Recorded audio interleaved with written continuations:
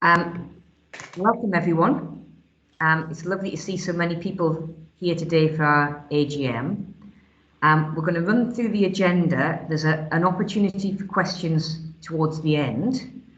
You see, we're going to have some presentations. At the end of those presentations, I'll invite anyone that wants to comment on the presentations themselves to do so. So if you're able to, if you could pop up your electronic hand if you want to ask a question, and then unmute yourself at the time that you want to ask that question, that would be fantastic. If you're not able to work that function, try waving. You may not be on my screen, and if that doesn't work, just shout up, and we'll take your question at that stage if in relation to one of the presentations, or at the end of the of proceedings today. There is, as I say, an opportunity for other questions on the rest of what we're going to deal with today. It was an interesting year, 2020-21 for us, as the pandemic hit and impacted greatly on what we do here as a trust. But it was a time when staff really pulled together, and there was great innovation came out of that adversity. So what we're going to try to do today, as part of our AGM and our run through the year, is to look at some of that innovation and some of the work that's been done across the Hospital Trust, and that will be the presentations that I mentioned. So dealing with the formalities of today, apologies for absence. We've got apologies from Yvonne Ormston, Hilary Parker, Martin Gannon and Andy Beebe.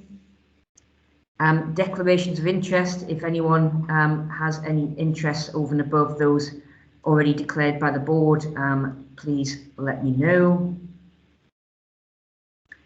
And if we move on to the minutes of last year's meeting, there's 6 pages of minutes. I'll just run through each page. If anyone has a query in relation to those minutes, then please do raise your hand or shout up. So page 1, 2, 3, 4, 5, and 6. Great. So I'll take those as approved. Thank you. We're now going to move on to our main piece, the presentation of the annual report and accounts. And I'm going to hand over to our Acting Chief Executive, Jackie Bilcliffe, to take us through that. Thanks, Jackie. Thanks, Alison. Good morning, everybody. Hope you're all well. So here we are again, I guess, for our annual general meeting. It's always quite strange, I think, coming to do this and looking at a review of the previous year when we're in the end of September. So you have to get your mind around really thinking back to what things were like last year. But we'll do a bit of that with both, as Alison said, both obviously some negatives that it would be remiss of us not to talk about, but lots of the positive things that happened last year as well. We're going to start my presentation with a little video, which I'm hoping Jennifer is going to run for me, just to set the scene for today. Over to you, Jennifer.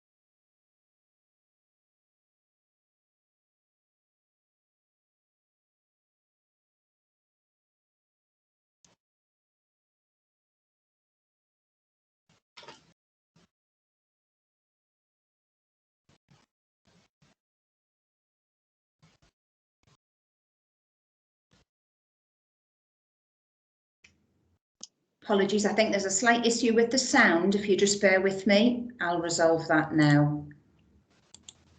And we'll head straight back into it.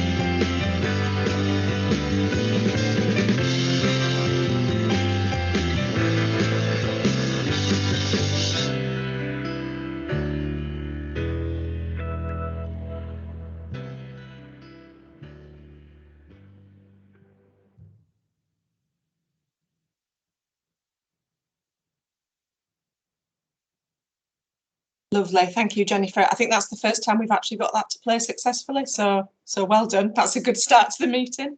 I love that video. I think it's amazing, isn't it, what we've been through and what we've come through, and it just reminds us where we were a year ago, which almost seems like 100 years ago already.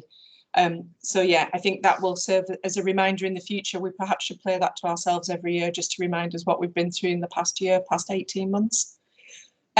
So just a brief overview from me. I know that we're on quite a tight timescale today, and what I don't want to do is to take time up from some of the great innovative presentations that we're seeing later today. So this is what a review of 2021 looked like. We did have some great success stories. There's no point denying that COVID overshadowed the whole year, and that is where we have been, and we have to reflect and think about that. But as I said, we've done some great things as well, in spite of the COVID pandemic, if you like. We vaccinated 9,000 health and social care workers in the borough, including 4,500 hospital employees twice. And obviously now we're starting again on those booster vaccine. On the National Cancer Inpatient Survey, we were rated 9.1 out of 10, which was the third highest score of the 143 trusts which took part. We also, on the National Adult Inpatient Survey, 98% of our patients felt that they were treated with dignity and respect and had confidence in their doctors. We recognised the importance of digital technology, didn't we? Absolutely. In terms of treating our patients, seeing our patients, and also how we used our digital capabilities in-house as well. And we're doing that very thing now, aren't we, with the use of Teams.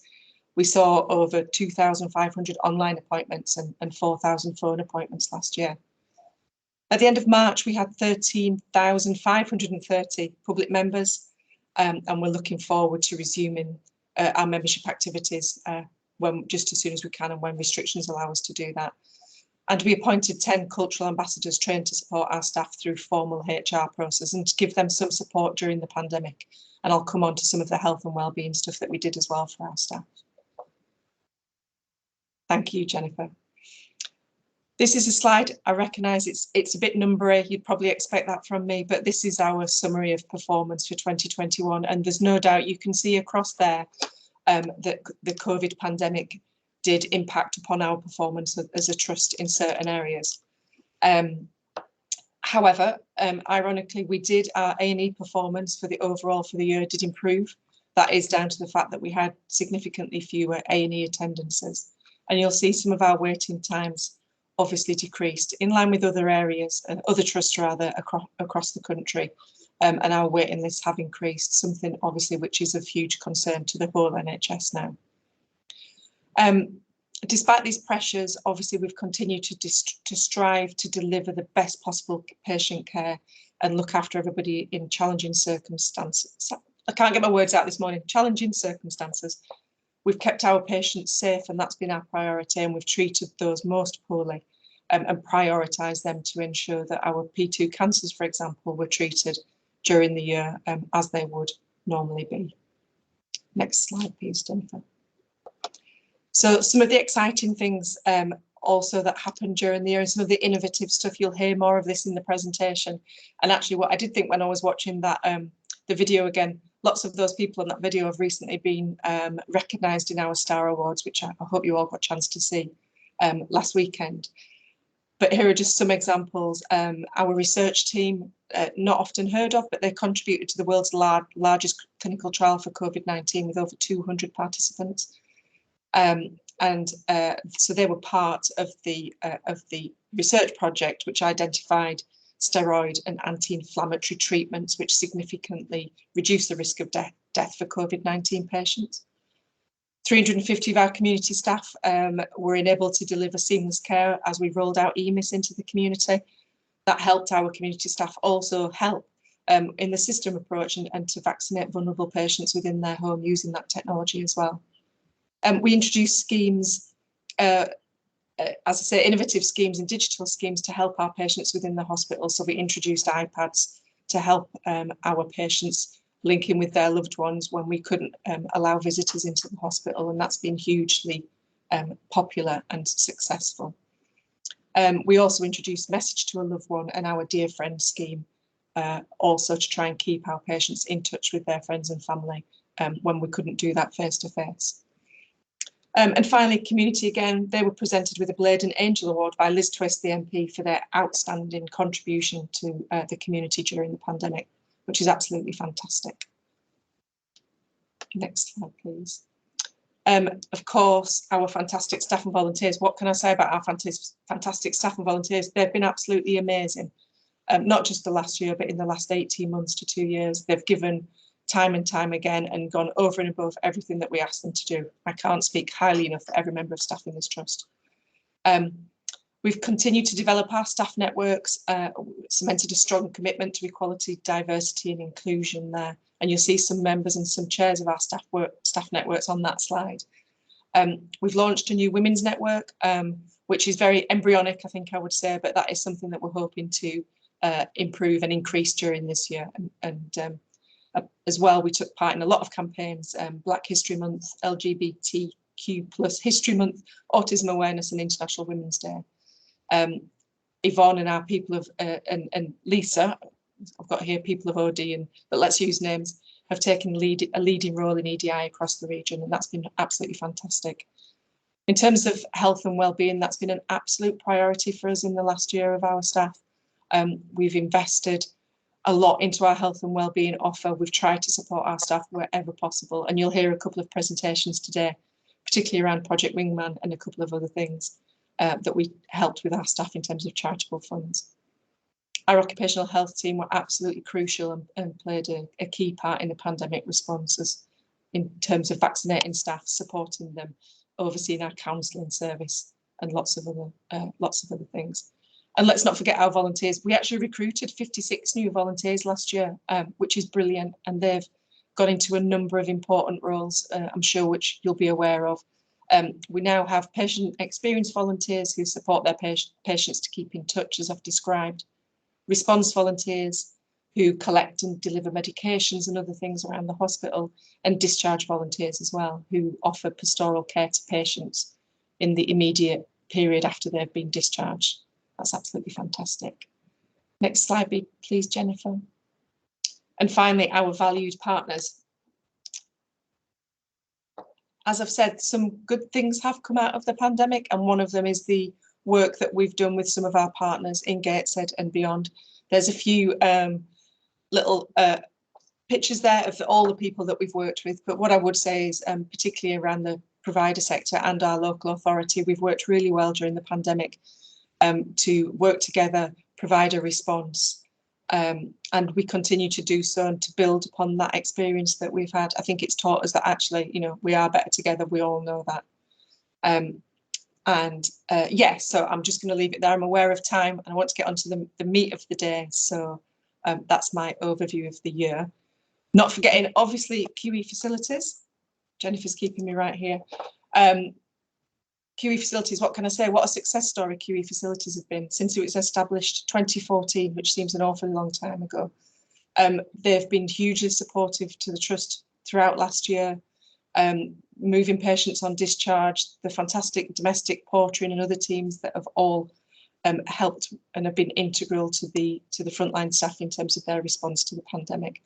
Crucially, keeping our buildings clean and safe. It's absolutely crucial for us to work every day in a safe environment, and also continuing to do innovative stuff. Again, you'll hear more of that later in the day, but innovative stuff. We now have a number of transport hubs outside Gateshead and a number of new innovative solutions that they are building on and have done so during the pandemic.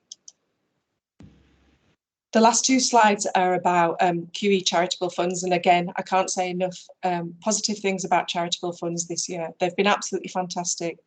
It was a mammoth task just to organise and receive a lot of the charitable donations that we got as a trust, and to manage those was no mean feat.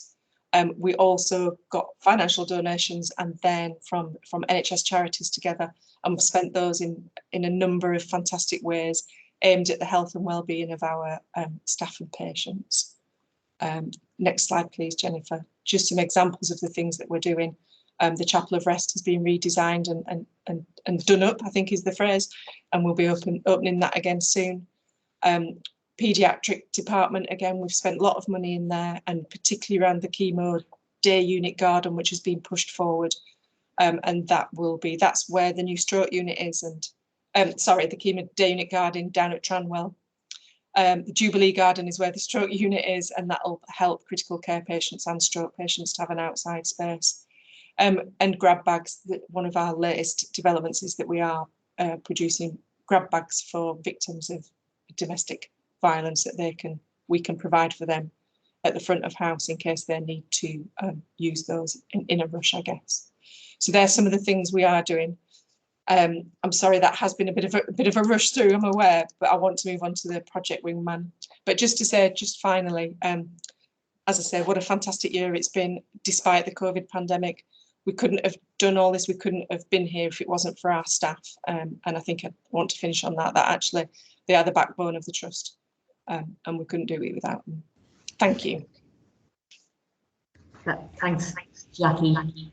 Project Wingman, a big part of what we did in terms of health and wellbeing for the staff over COVID times. And I just want to pass you over to Nicola and Erica to take us through what Project Wingman was all about.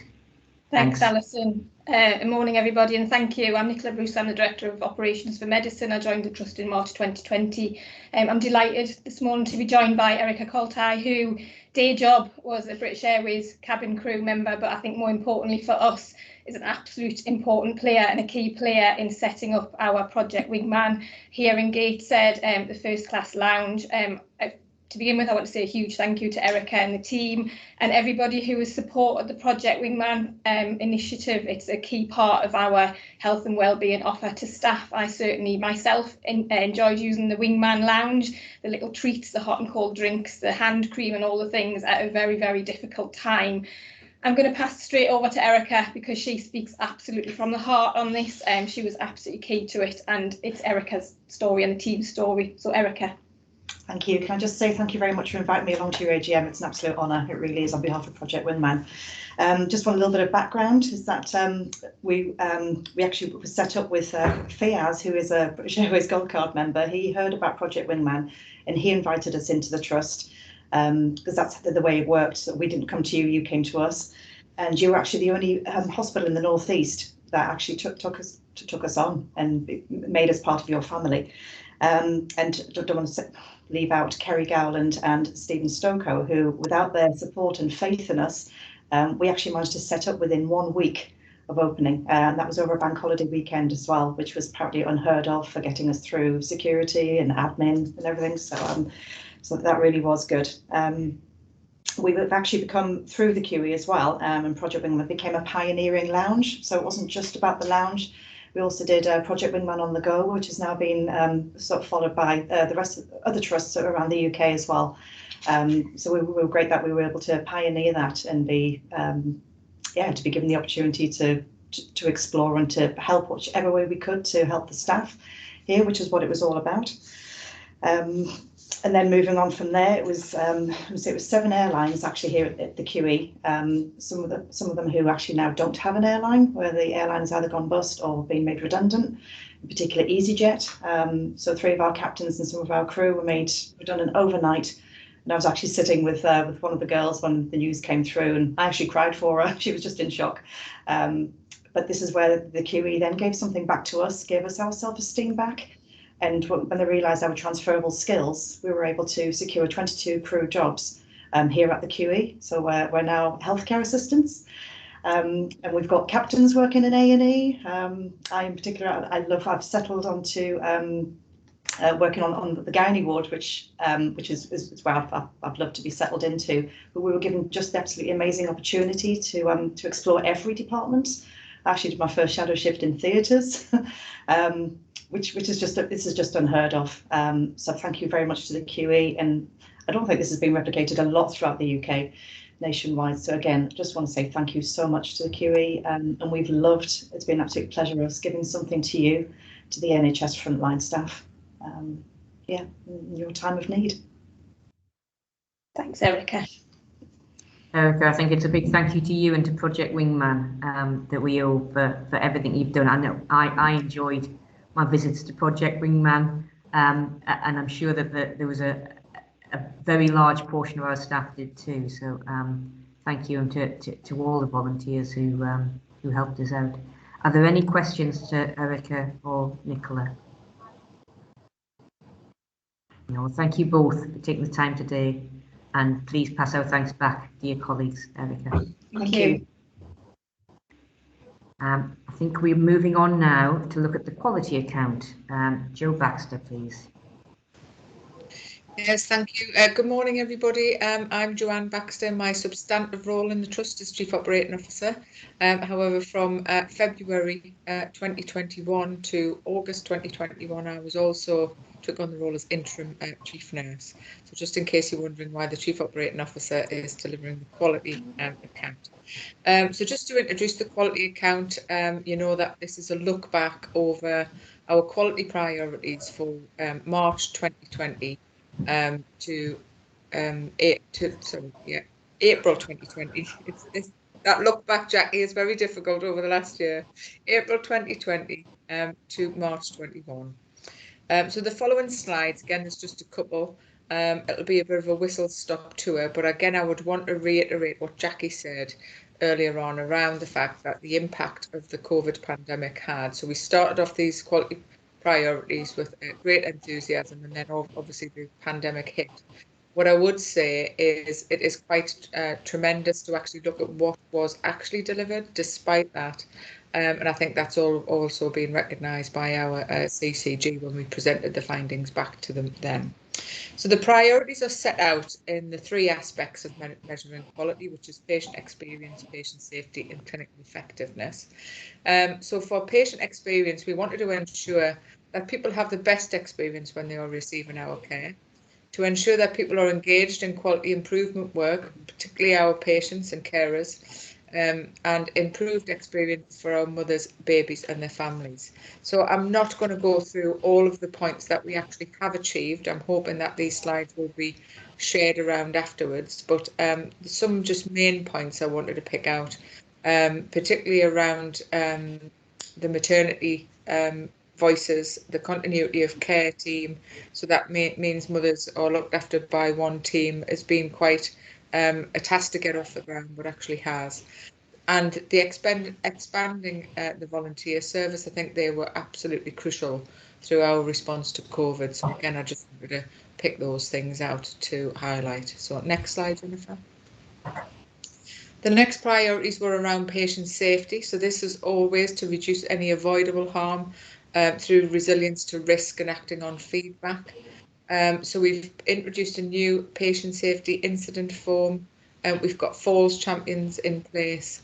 The Just Culture development, we started that, but that was paused. So we are going to pick that up again this year within our priorities that we've already set out for 21-22. The other thing was to improve mortality reviews and embedding new medical examiner process.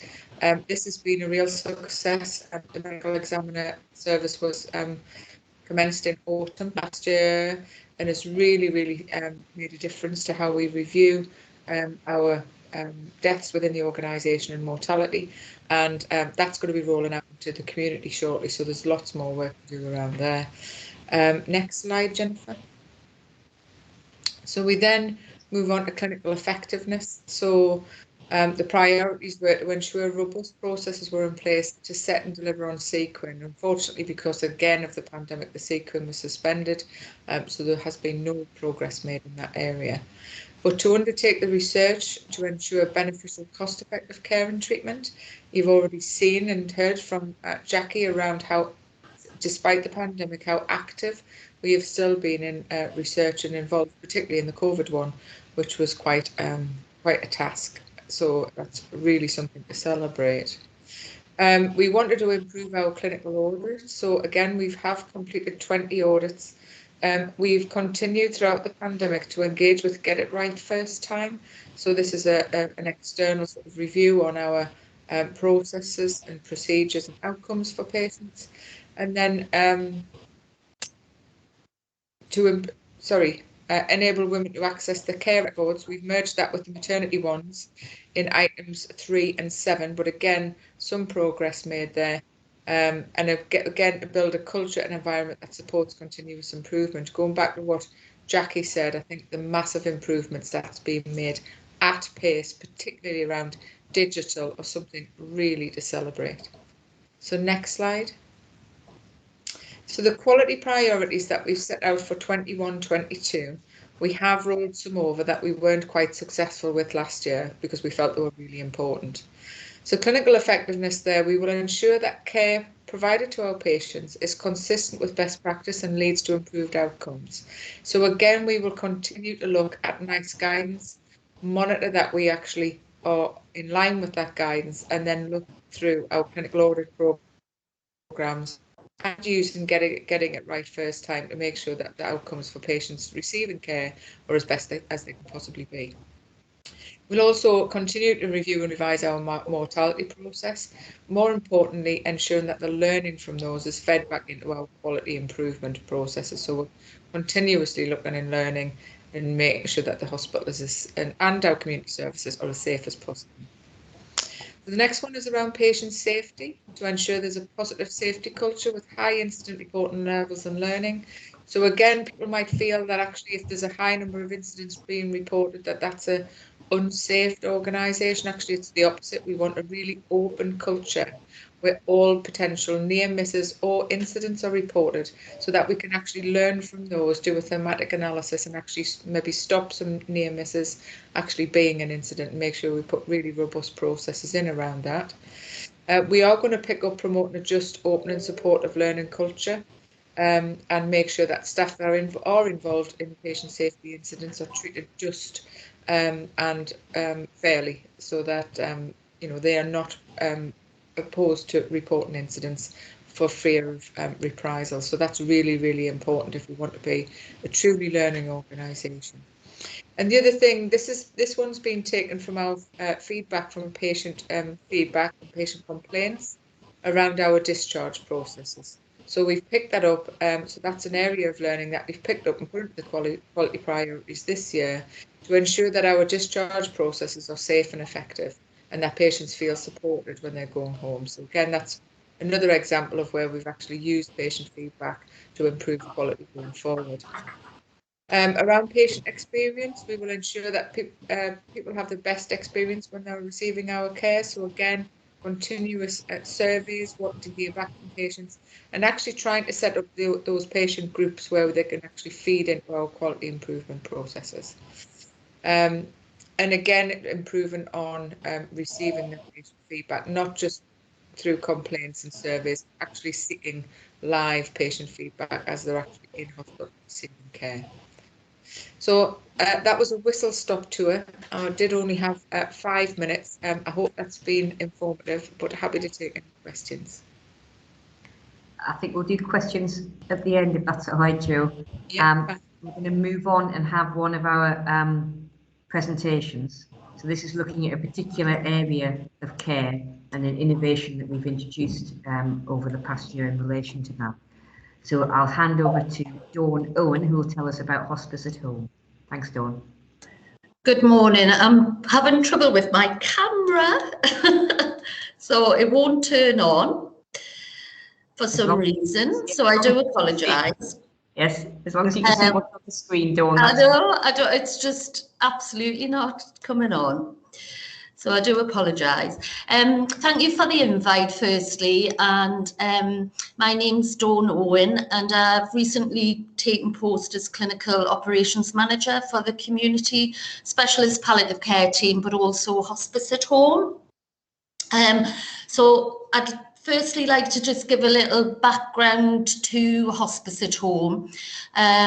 So basically back in 2017 to 2018, there was transformation work completed and a comprehensive scoping exercise was completed.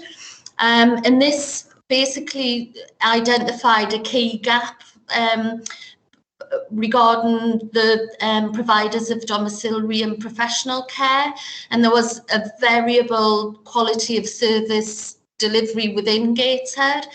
It also had shown that local data had shown that there was also admissions to hospital that could have been prevented. So with this in mind, a bid was put in. Is a joint initiative between the GHNFT, Newcastle Gateshead Clinical Commissioning Group and Macmillan Cancer Support. And we were able to put this bid in, and it was accepted. So as everybody's discussed this morning, the challenges of launching a new service while we're in the middle of the pandemic was extremely challenging. And we weren't able to recruit in the way that we had hoped. So we had hoped to recruit in, all of our staff at the same time. But we were very conscious that because we were probably depleting from other providers, we needed to do this in very set cohorts. So the staffing recruitment was done over several months rather than doing it all in one go. So that was quite a challenge, because obviously we were initially working with less healthcare assistants than we had hoped originally. Also, we do have 2.6 whole-time equivalent band 6s, and they are the coordinators of the team. And with this in mind, they are responsible for assessing patients' suitability for the service. And it is for people who are in the last 12 weeks of life. And that can be referrals from the community teams on a fast track process, but also as well from discharge from hospital as well. So with this in mind, the aim is obviously to keep people at home. We have certainly seen a huge amount of increase in community deaths over the last year, and this has been recognised with Marie Curie, who said there's been a 15% increase in community deaths over the pandemic. It was also to try and reduce health professional handoffs. So our healthcare assistants are band 3s, and they are able to take bloods, to do simple dressings, but also as well they've had bespoke training from the community specialist palliative care team in order to deal with distressing circumstances, and also to be able to support families in order to cope with the challenges of looking after somebody at the end of life at home. So with this in mind, the hope will be that this prevents hospital admissions, but also as well that it facilitates a speedy discharge from hospital to home, which in terms of the pandemic, obviously people were incredibly keen to stay at home and didn't want to go into hospital, but equally as well, once people, if they had been in hospital, they wanted to get home as soon as possible so that they could be with their families. So we have key performance indicators that we look at throughout the month, and these are reported back each month to the CCG and Macmillan.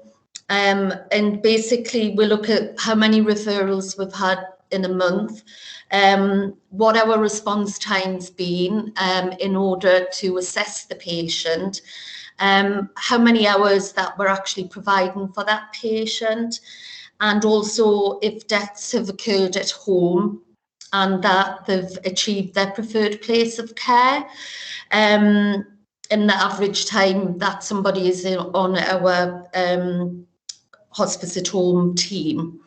It's been quite interesting in that actually with the data, it does show that the majority of patients are actually referred in the right way.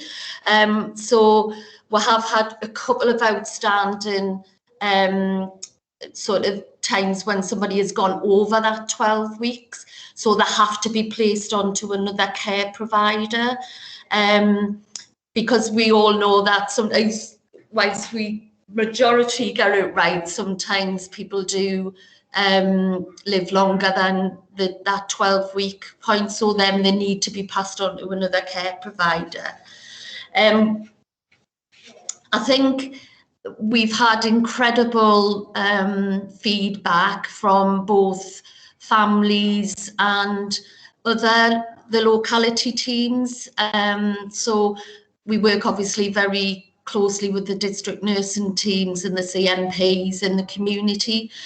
We've had really good feedback from them that it is a supportive service. We're also now able to provide healthcares that are able to administer oral medication. So we've completed competencies and policies and procedures for that to happen, so that if patients are coming out with the need to give them medication, then our healthcares are able to do that. We've also reviewed all the shift patterns to make sure that our capacity and demand we're able to do that. So we've actually just recently changed shifts so that the staff start earlier to accommodate more patients on their caseload. And we've obviously worked very closely with the community specialist palliative care team, and this includes support, but also clinical supervision for the healthcares, because I think a lot of healthcares haven't realised sometimes the demand of working with patients who are approaching end of life, and that it can be incredibly emotive, not only for the patients and families, but the healthcares who are going in on a very regular basis. So obviously we've tried to support them with that and establish some clinical supervision for them. We've had incredible, as I've said before, we've had incredible feedback. We've had some amazing donations, and I think that's because of the professionalism of the group of healthcares and professional band sixes as well. You know, they've really put a lot of enthusiasm into the project and are really keen for this to move forward. We continue with bereavement audit, so that gives us feedback on all the services, including the localities, community specialist palliative care team and the hospice at home team. Obviously we will be auditing the medicines, and we've got Claire McGregor, who's our pharmacist, who's supporting us with that. We were shortlisted for the Star Awards. Unfortunately, we did not achieve that, but it was a great honour to be shortlisted. But we've also been shortlisted for the Nursing Times Award, and that takes place on the 27th of October. So we will wait in anticipation for that. And finally, I think it's just everybody's worked incredibly hard to get this project going, and are very enthusiastic. They've really worked hard with regards to that. Like everywhere else, we've been short-staffed at times due to COVID and people isolating, etc. But people have really done, you know, they've done extra shifts and such like. So I can't thank the team enough for all the hard work that they've done over the last year and a half to make this project really successful. So obviously we'll continue to do that, and we hope that this project will continue after the 3 years. Thank you very much. Is there any questions? Dawn, thank you so much for that. I think it's fantastic that you got that up and running against the adversity that we were all facing last year. So congratulations to you and to the team, and best of luck on the 27th of October as well. Thank you. Thank you. And I think it's, you know, again, great that our patients have that choice for their preferred place. If that's at home with their families, then to give them that opportunity is wonderful. So thank you and the team for what you've done. Thank you. Are there any questions for Dawn? No. Well, thank you very much, Dawn, and pass our thanks back to the team. Thank you. We're now going to move on to some financial accounts and our external audit opinion. I'm going to pass over to Chris McKenzie, our Acting Director of Finance. Chris. Thanks, Alison. I have to say I'm out of my comfort zone a little bit. I've never not been in control of my own slides before, but I've got ultimate trust in Jennifer. So good morning, everyone. As Alison says, I'm Chris McKenzie and I'm currently the Acting Director of Finance here at Gateshead. It's lovely to be here with you all this morning. Unfortunately for you, I'm going to give you all an overview of the financial statements and the external audit opinion relating to the financial year 2021. But before I do, I'd really like to start by saying that this year has been by far the most complex accounting period I've ever encountered in the 20 years I've worked in NHS finance. And I really want to start by sort of recognising the efforts of my finance team, but also the finance team in our subsidiary QEF and the external audit team of Ernst & Young as well. So genuinely thank you all for everything you've done this year. Okay, so the key headlines for 2021 then. Well, we had a change in the usual financial framework as a result of the COVID pandemic. And that meant that there was enough funding being made available to the NHS that would in theory enable the whole of the NHS and individual organisations within it to break even. And within that challenge, we were able to return a small revenue surplus of 1.3 million. In terms of capital, we went into the year planning to spend about 9 million on our capital programme, but instead we spent more than 17 million. And that's because the government were able to provide additional capital funding as a result of the impact of COVID. For example, we needed some extra space so that we could not only look after the additional patients coming through the front door with COVID, but we also needed to look after those patients who usually seek our care as well. And we also needed to make extra space to enable us to provide socially distanced accommodation for patients and staff as well.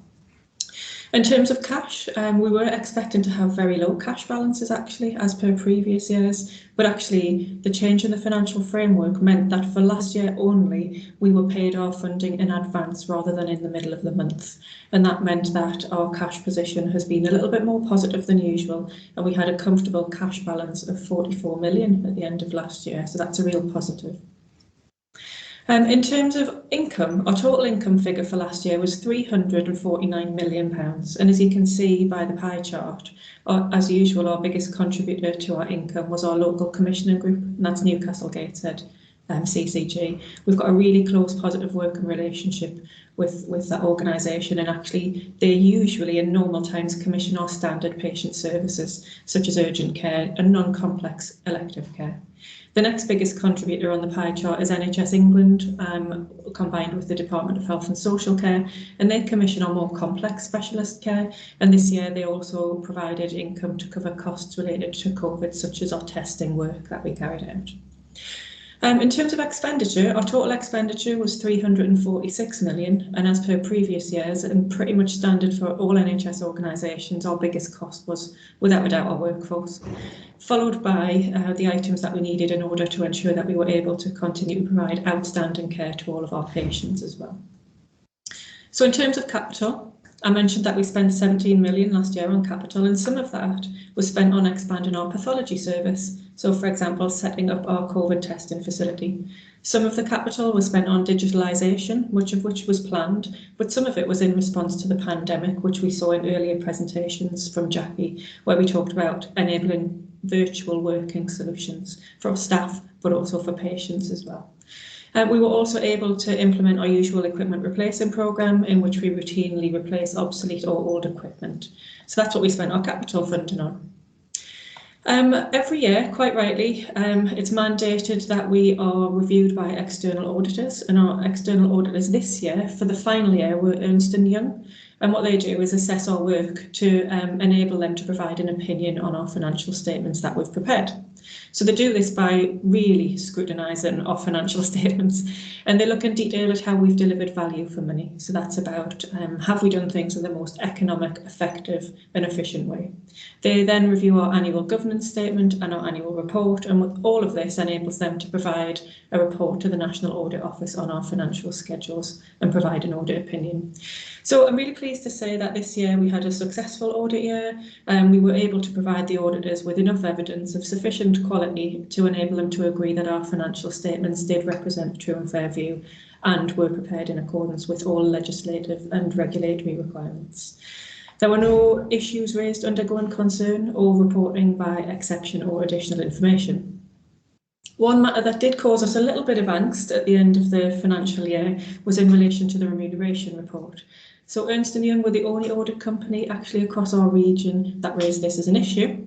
But essentially what happened is the NHS Pensions Agency were unable to provide us with the pension benefits relating to just one individual, and that meant that the receipt of our audit opinion was delayed by a few days. And Ernst & Young entered a comment into our accounts to that effect. So during the work at the end of the year, the auditors did identify a few differences of opinion in the financial statements. Some of them we agreed to change, and others we maintained our position because we were comfortable that we were doing the right thing. None of these differences were considered to be of material significance, and therefore they didn't impact upon the true and fair view of the accounts. So that's pretty much concludes what I was going to say in relation to 2021. I'm very much anticipating that this current year, so 21-22, will present us with similar challenges and complexities as last year. But again, we're working extremely hard behind the scenes, and we look forward to welcoming our new external audit team from Mazars. So thank you very much for your time. Chris, thank you very much for that. Thanks, Alison. I'd like to pass over now to Anthony Robson, our Managing Director of Kiwi Facilities, and we're going to have a look at where we are on our sustainability journey. Thanks, Anthony. Thank you, Alison, and good morning, everybody. As Alison says, my name is Anthony Robson. I'm Managing Director of Kiwi Facilities. What I'm going to talk about now is sustainability. So it's all about the journey to becoming net zero. We've always been particularly active, I think, in Gateshead with sustainability, and certainly the programme development since 2012 has been, sort of far-reaching. The Sustainable Development Unit was actually dissolved in 2020, so the NHS generally has replaced this with a greener NHS, which is the sort of new national and regional structure to ensure that sustainability is developed across the whole of the NHS and the whole of the country. So we have the North East and North Cumbria ICS Sustainability Group and a sustainability strategy, which is in development. What we've done internally is to create certainly over the last 8 months, a whole new structure within the trust to have sub-working groups.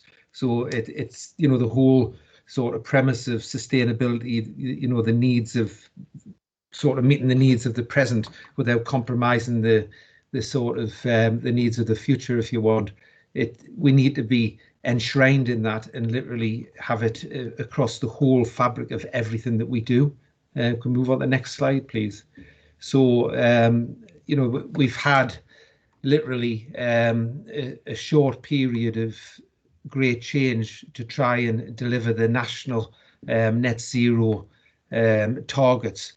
We're well on the way with that. So we've got the NHS Carbon Footprint, and then we've got NHS Carbon Footprint Plus. So we've got the things that we can control within the NHS, and then there's some of the things that we can't control, which are outside of the NHS.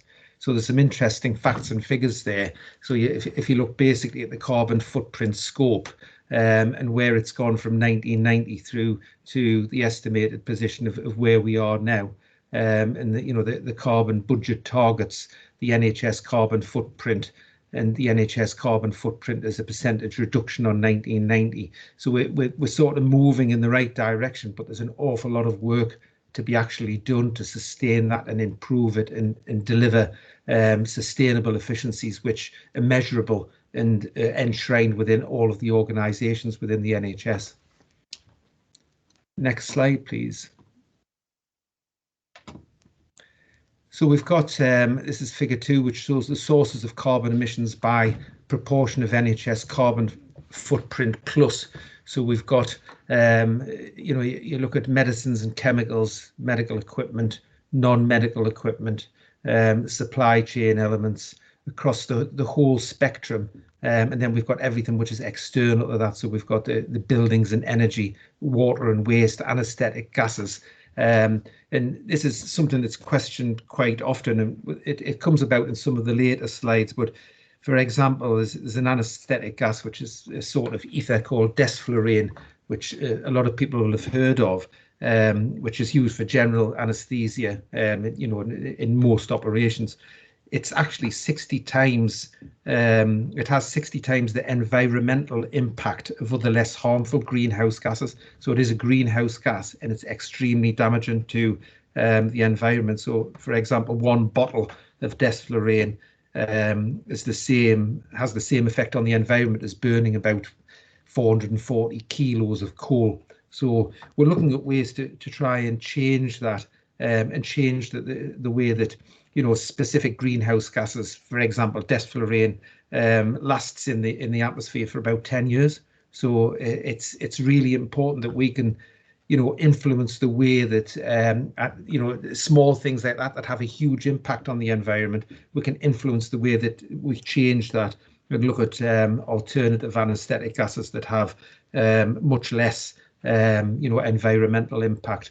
But certainly, I think when you look across the scope of what we do within the Trust and the NHS as a whole, we have a huge part to play, you know, certainly in delivering sustainability. So moving on to the next slide, please. So we've got some quite big, ambitious targets. So for the emissions we control directly, so this is the NHS Carbon Footprint, we want to be net zero by 2040 with an ambition to reach an 80% reduction by 2028 to 2032. For the emissions we can influence, so this is our NHS Carbon Footprint Plus, net zero by 2045 with an ambition to reach an 80% reduction by 2036 to 2039. So within the North East North Cumbria, the ICS and Gateshead Council targets, and we've got to work closely together, all of us as organisations, to try and provide, you know, the delivery of all of these targets. For the emissions that we control directly within that group, net zero again by 2030, and those we can't directly control by 2040. So this is 10 years and 5 years ahead of the greener NHS targets. So very ambitious targets that we're part of, but, you know, playing a huge part in trying to deliver that. Next slide, please. So we've got, as I mentioned before, trying to reduce the proportion of desflurane used in surgery to less than 10% of overall volatile anaesthetic gases volume. And, you know, there are other, there's isoflurane and sevoflurane, I'm going off memory here, so I'm digging deep. These are, you know, other alternatives that we can use and we are using successfully. So great to see that, and great to see people from the Trust actually, you know, taking a lead on some of that work. So, you know, we've got a whole raft of things to move on to, but, you know, travel and transport is a big one. Ensuring that systems solely purchase and lease cars that are ultra low emissions or zero emission vehicles, including vans. So we're currently looking at a whole raft of vehicles that we've got within the fleet at Gateshead, and, you know, we have that fleet operates across the country now, so we have a big responsibility to try and influence the vehicles that we use to ensure that we've got the best mix of vehicles which are, you know, delivering ultra low emissions at a bare minimum. Really, we have more PHEV type. We are using also e-cycles in terms of delivering things locally. In some localities, we actually do some healthcare at home now using e-cycles.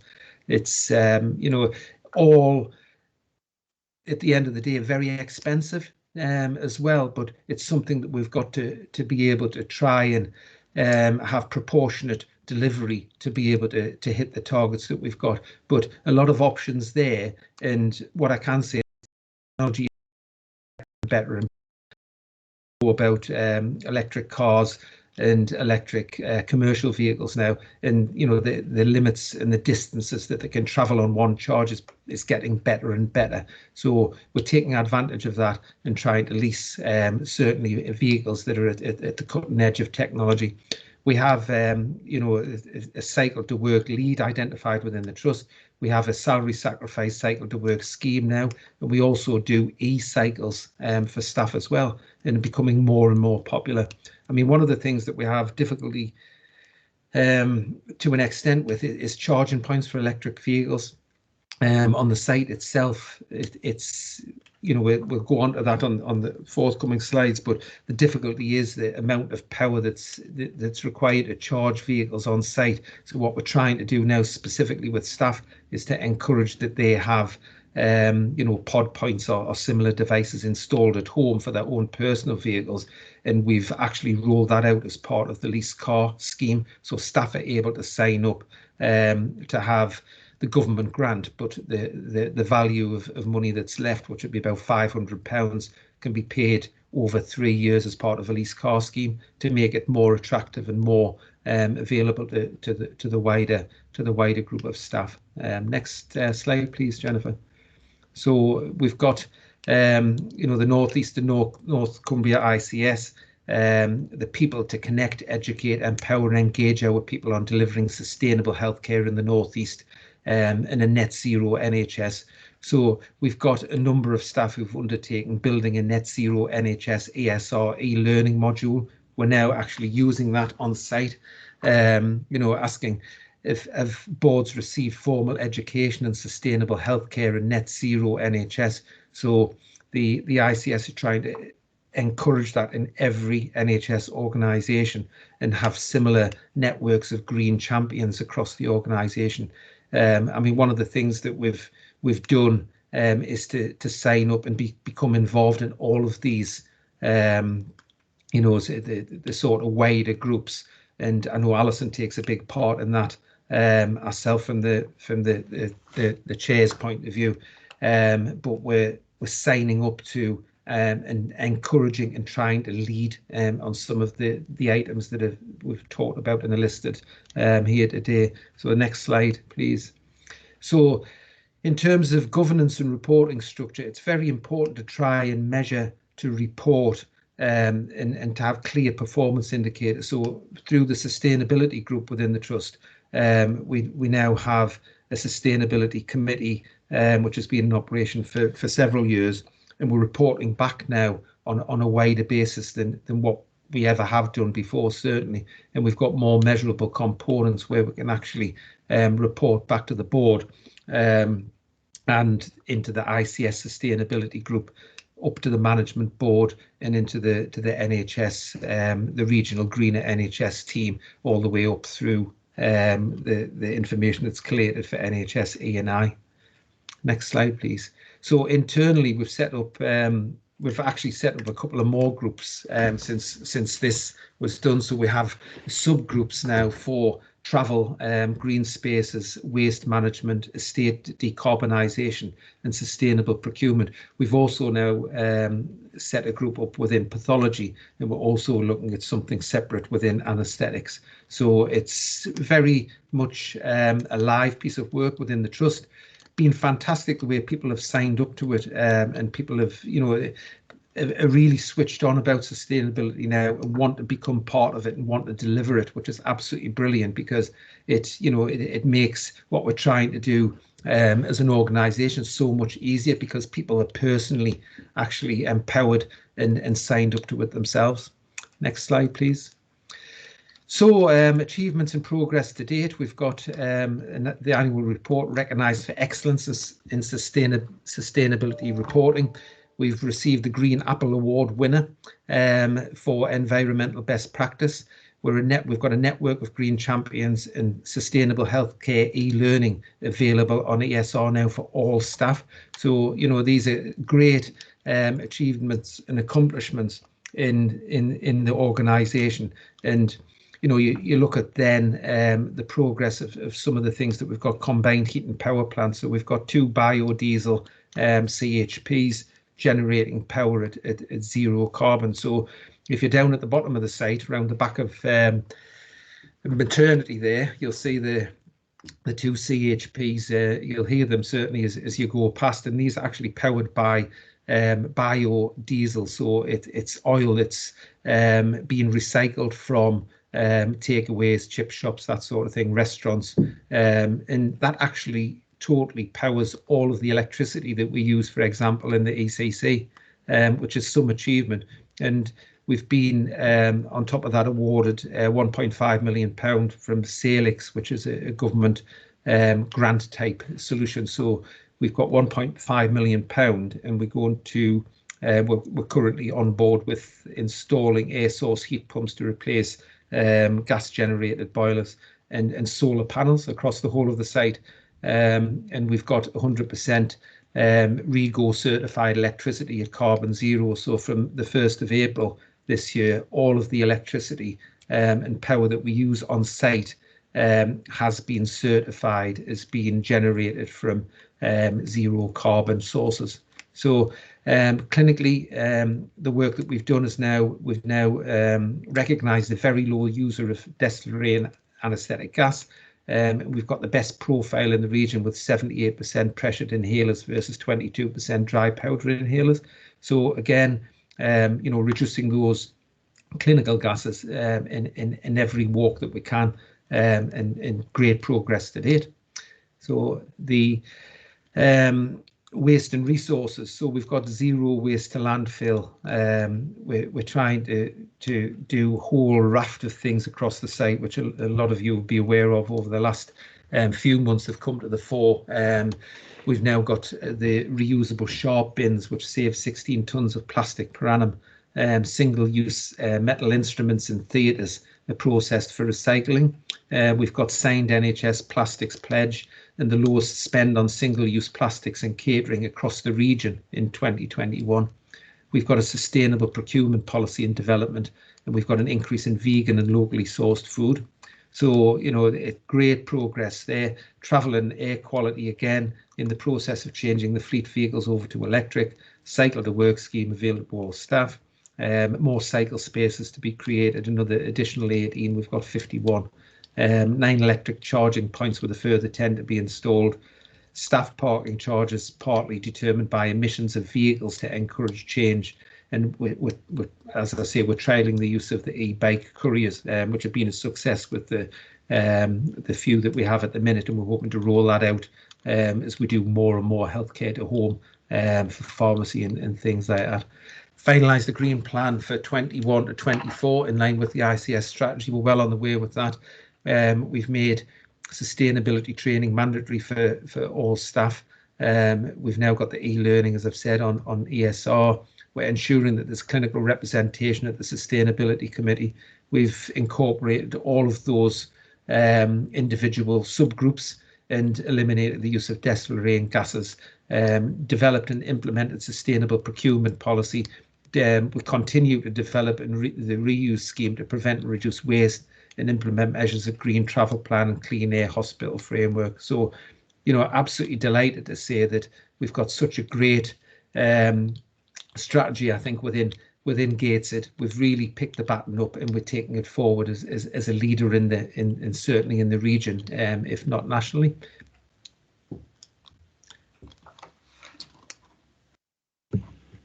Anthony, fantastic work being done. There's some very ambitious targets in there, but a lot of work being done to be leaders, I think, across the region in relation to this. So thank you for that. Any questions for Anthony on that?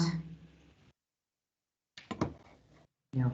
Thanks very much, Anthony. I know we'll be seeing you shortly with another presentation, but I'm going to move on now to our Council of Governors annual report and ask if I can hand over to Jenny Gill, our lead governor. Thanks, Jenny. Thank you, Alison. If I could have the first slide, please, Jennifer. Thank you very much. I just thought we'd have a very brief look at the statutory role of governors, and you see there are 5 different aspects to the role. The first one is representation, of course, representing the interests of those who elect or appoint governors. So that's our members, our staff, and our key stakeholders. We have a level of accountability, holding non-executive directors to account for their performance of the board. We make appointments, appointing the chair, the non-executive directors, and the external auditors that you heard Chris speak of before. We have a role in approving the appointment of the chief executive and approving significant transactions. So that's major things that the trust is thinking about. We need to have some knowledge and sight of and approval of. And the bottom one, expressing a view. We are around to share the views on the strategic direction of the trust with the board, and we express the views of the folk who we represent. Next slide, please. Thank you. So in 2020-21, gosh, that's difficult to say, there were elections for 2 staff and 6 public governors. We welcomed 2 new staff governors, Marceline and Dam and Steve Connolly, and 2 new public governors, Jeff Riddell and Patrick Usher, with Karen Tanrivedi and Michael Lamport retaining their seats for a further 3-year period. During the year, we said goodbye to 2 governors who resigned from the council for personal reasons. Patrick was with us just a short while, and also we said goodbye to Michael Loom. Michael has been a governor of this foundation trust for many years, and for personal reasons he too needed to resign, but we do want to thank him particularly for his dedication and support of the council over many years, and I personally valued his help and support when I first became a governor some 5 years ago. He had very valuable advice always, so thank you to them. Yeah, we are currently in the nomination period for this 2021-22 election. So there is information on the screen there if you feel able to consider finding out further information for yourself. There is an election for 11 governors, 3 public governors and 3 staff governors. Thank you. So, looking at some of our key achievements and decisions in the 2020-21 year. We continued to meet virtually, which enabled governors to continue to discharge many of the elements of their role. We appointed 2 new non-executive directors, Andrew Moffat and Hilary Parker, who commenced their roles on the 1st of July 2020. We reviewed and agreed the remuneration of the chair and the non-executive directors. We appointed the trust's external auditors, and we provided feedback on the quality account as it was presented to us. And we agreed the appointment process for a deputy lead governor, and Abe Rabin, I'm delighted to say, was elected into that position early in 2021. So the membership report then, you see those figures by constituency. The total works out at 13,530 public members and 4,134 staff members. Our public membership has decreased slightly, which would have been expected because of the pandemic. And sadly, of course, all our membership engagements couldn't take place because of the pandemic. We had been so used to meeting different groups around our Gateshead community, to going into supermarkets and the library and talking to folk and having our medicine for members. And we do hope that perhaps at some time in the very near future, we'll be able to begin all that again. it will be very good if we can just get back to doing some of those things where we engaged with all our members. And finally, 2 thank yous. My first thank you is to Marceline and to Joe and to Abe, who joined me in creating a video to say thank you to our staff when we did our thank yous in August. And thanks to Helen in the communications department, she put together and made it look really very good as a video. And as of last Friday, I was told that we had 530 views, which I think is pretty brilliant. And finally, my thanks to all my governor colleagues, all who have attended councils and boards and committees and supported Abe and I in all that we have managed to achieve as a Council of Governors in this incredibly past difficult year. Thank you all so much. Thank you very much for that, Jenny. And can I just echo your thoughts in relation to Michael Loom? He is a huge miss to the council, and we wish him well in his personal life. And Jenny, I just want to say thank you to you. This has been a very difficult year for governors and not being able to meet face to face, and as a result, the role of the lead governor has rather expanded, and you've been key to that communication between the board, myself, and the governors. So thank you for all of your efforts. I know you've put in a lot of time over the last year, so thank you for that. Thanks, Alison. I'd just like to move on now and look ahead. I'm going to pass you back to Jackie Bilcliffe. Thanks, Alison. I feel like telling everybody to take a deep breath at this moment. That's been a huge whistle-stop tour, hasn't it, of 2020-21, and absolutely brilliant achievements across the board. So it's really good to see. Obviously, we would like to look ahead now. So next slide, please, Jennifer. So you'll be pleased that there's just one slide for me at the moment, and this is our look ahead for the coming year, really. So just a couple of points. Where do we see ourselves in where are we now, 21-22 and onwards? And there are 4 main areas where we are concentrating our efforts and would like to concentrate our efforts moving forward. Obviously, our patients' care and clinical excellence is the first priority for us. And what we're talking about there is continuing the safe and effective care that we provide for the people of Gateshead. There is a national and local push to reduce waiting lists, and that's something that we will need to concentrate on over the winter, whilst dealing with our still really significant front of house pressures. So obviously that exceptional care is what we want to deliver. We have a new operating model within the hospital, so how we move patients around the hospital, how we treat them, and how the hospital flows, and we need to embed that over this winter. As well as obviously continuing on our journey and our aspiration to become CQC outstanding in all our services.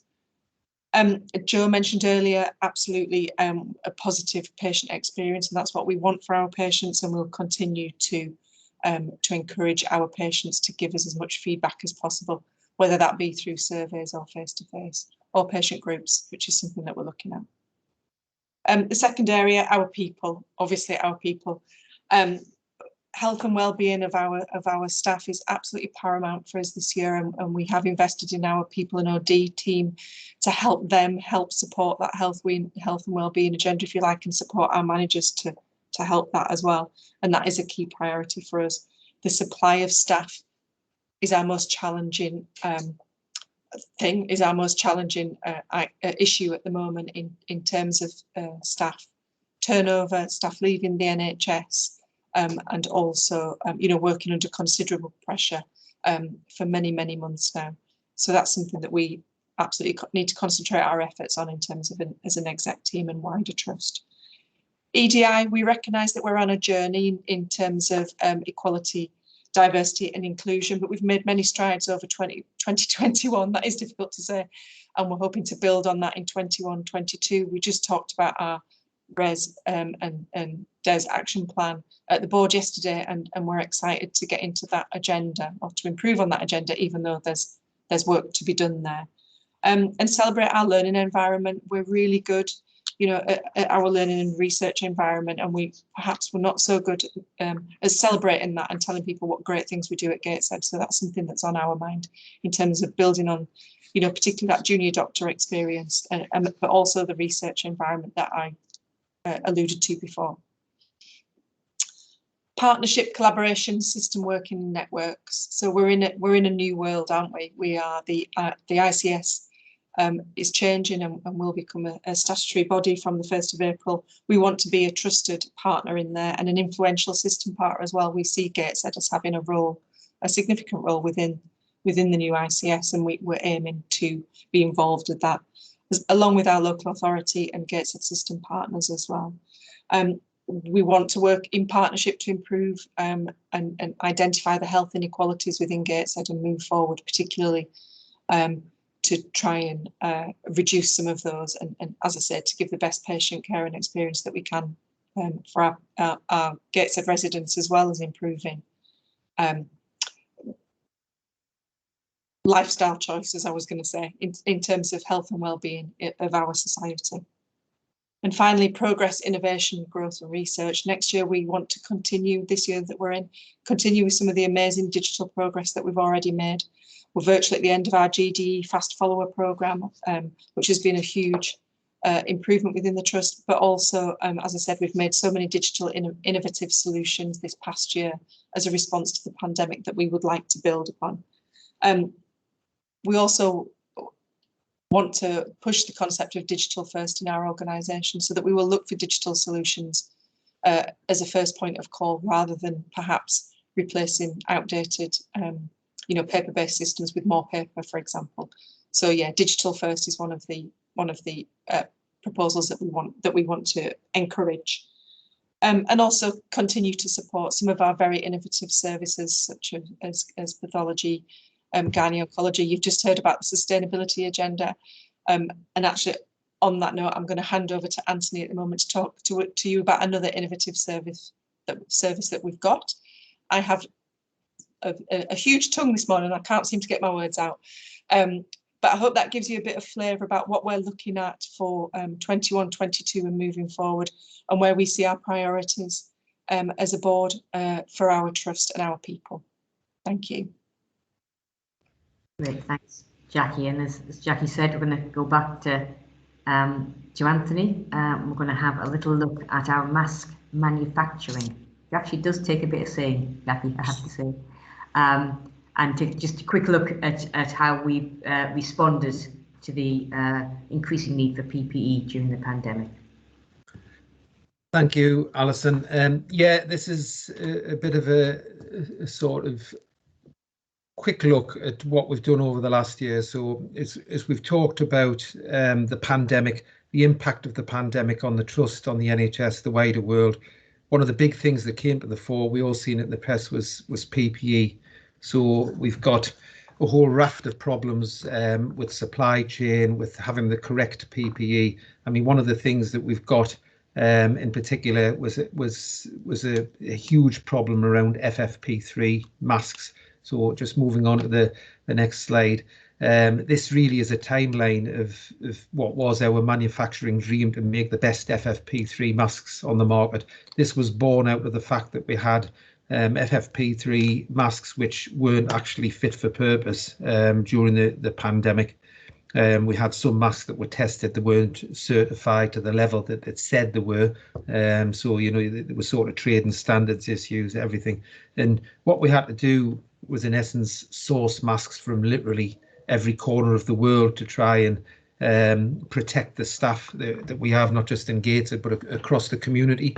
The Trust became heavily involved in helping care homes and helping other organisations that use FFP3 masks on a daily basis. So moving on to the next slide, what we had in the supply was a whole raft of designs, some of which were good quality, some of which weren't so good, and some of which were found during COVID not to be fit for purpose. So if you look on that slide there, you'll see a couple of masks which are deemed as FFP2s and FFP3s. FFP3 is just a greater protection than an FFP3 2. So an FFP actually stands for filtering face piece. And you know, you look at a lot of the masks that were available last year had a filter in, so you'll see a little sort of breathing filter in there. That was actually found in a lot of cases to allow COVID and other sort of viruses to be able to pass through that. So, for example, I think the Germans were first to ban those on flights and for use in hospitals, etc., and care homes. We followed suit over here, and we're really struggling to find you know, good quality masks that fitted the majority of staff, because one of the important things about a mask is that it has to fit your face, basically, and you know, that means that it has to have virtually a bit of a grip on your face, but allows you to breathe, and allows the component parts of the mask to protect you, the filters from bringing in anything that's going to harm you.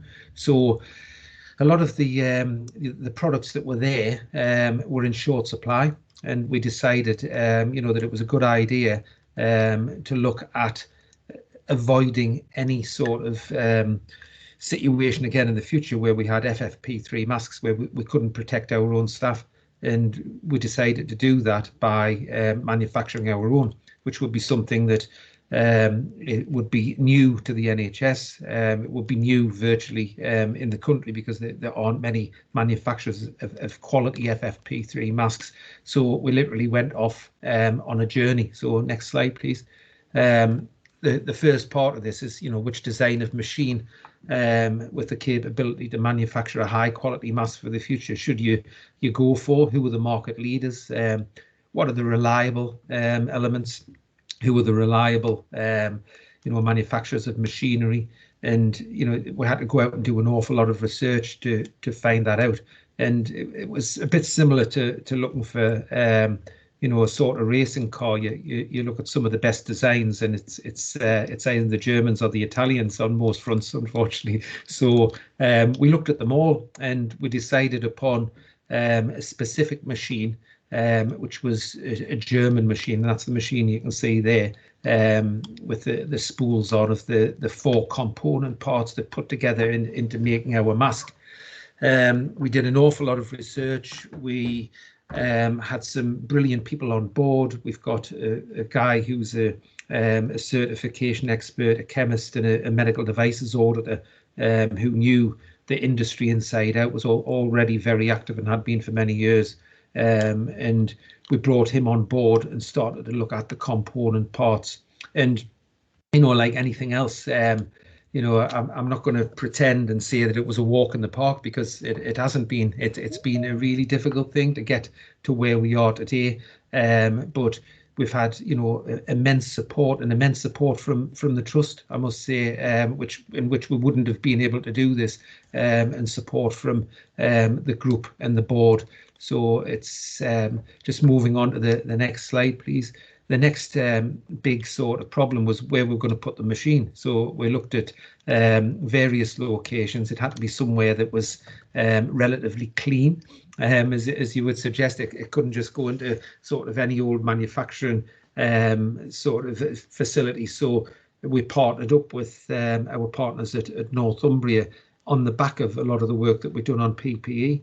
So as you know, the PPE distribution was extremely difficult. We ended up being a big part of PPE distribution, certainly in the locality and across the wider parts of the country. And we carried out logistics from Seaton Delaval, and this is the plant up at Plant-Based Valley. So what you see there is, this is a photograph of what it was like a year ago. And if you go on to the next slide, please, Jennifer, that's the same area. That's what it's like today. So that's our mask machine in situation. All of the electronics, everything in place, fully installed. And one of the unique things that we have within the mask is through all of the research and the trials and that we did, and the great work that we did with the British Standards Institute. who've been extremely helpful and extremely supportive. And you'll probably see something over the next month, a big piece of publicity that BSI want to do about our mask journey, which is been very much part of what they've been involved with over the last year and their experience of COVID as well. One of the layers that we have in the mask is an antiviral layer. This is unique, and there isn't another FFP3 mask out that is antiviral in the same way at the minute. So it's also because of that, it's sort of delayed the final certification element, because we've actually patented the mask, because we were actually advised to do that by BSI and the certification expert that we had, because it is unique in its own self. So just moving on to the next slide. At the end of that sort of production line that you've seen there, the previous slide was the sort of modules of the mask making piece. So the mask that we've actually designed and gone for is more of a European design. This was born out of research that we did with our own staff, and we've had brilliant support and fantastic input from our critical care teams and theatre teams who've actually tested, fit tested our masks, and from our PCAS unit as well, who've been absolutely brilliant. So it's a real team effort by a lot of people who, you know, outside of the actual manufacture of the mask itself. At the end of the line here, we have a sterilisation and packing line, which in essence means that every single mask that we do is individually wrapped, is sterile, and goes through a UV process before it's wrapped, and then goes into boxes ready for distribution. So if we go on to the next slide, please. So the big piece that we've gone through over the last 2 months is calibration and certification. So we're now CE certified, and we have sent our final masks off to be UK CA marked, and that literally will happen within the next, probably about the next 10 days. So we can sell the masks now, they're out there, we can use them.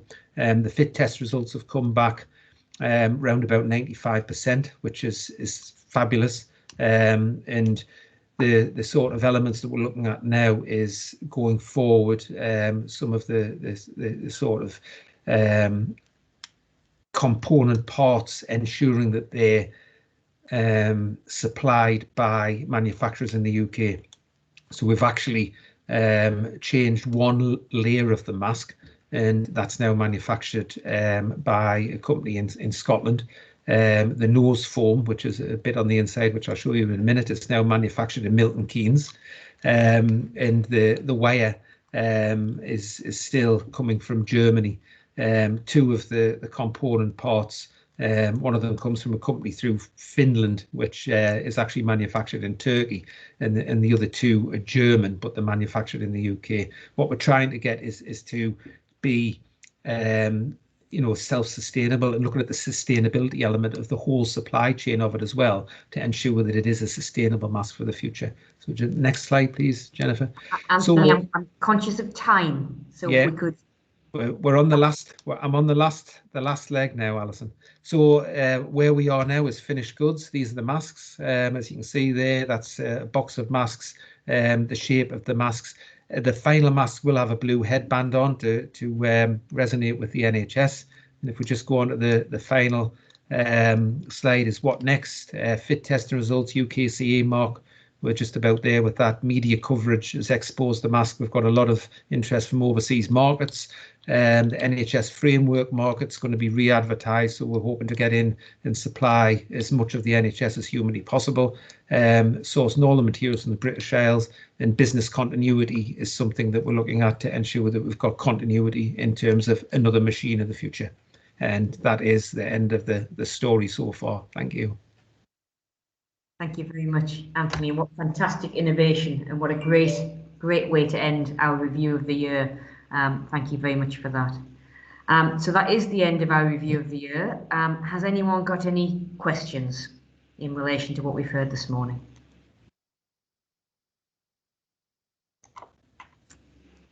No hands going up. I can't see anyone waving at me, but shout up if I'm not seeing your hand.